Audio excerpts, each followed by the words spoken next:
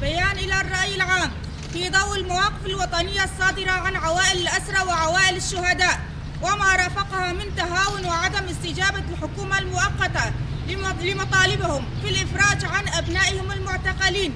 والمفقودين العاملين في صفوف قوات سوريا الديمقراطية، وأن يتحول هذا الملف إلى جهات تتعامل معه بمنطق الحالات الاجتماعية أو المساس بهم، يعد مساسا خطيرا للكرامة الوطنية وتشويها فاضحا لتضحيات من قدموا أرواحهم وأعمارهم دفاعا عن حركة الحرية والكرامة وضمان الحقوق لشعبنا المغتصب حقوقه والمجرد من أبسط حقوقه في العيش بحرية وبهويته ودون أي قيود،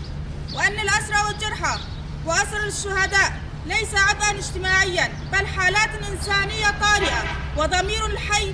لكل الشعب الكردي والمقاتلين في قوات سوريا الديمقراطية، وأن حقوقهم واجب وطني وقانوني غير قابل للنقاش أو المساومة عليه،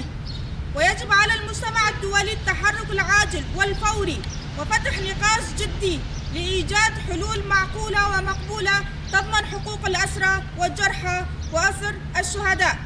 ويجب أن يكون ملفا دوليا لكي لا يتم المساس بكرامة الأسرى والشهداء وعدم التمثيل والتنكيل بهم كما رأينا في كثير من حالات الأسر والتعذيب والقتل الميداني للأسرى والتعامل معهم بوحشية،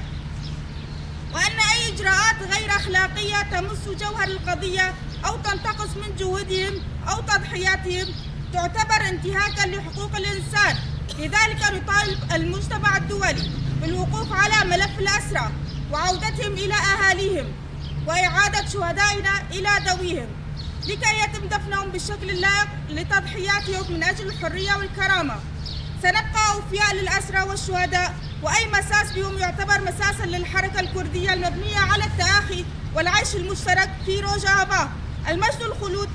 للشهداء والحرية للأسرى والشفاء العاجل للجرحى. شهيد نامرين، شهيد نامرين، شهيد نامرين، شهيد نامرين.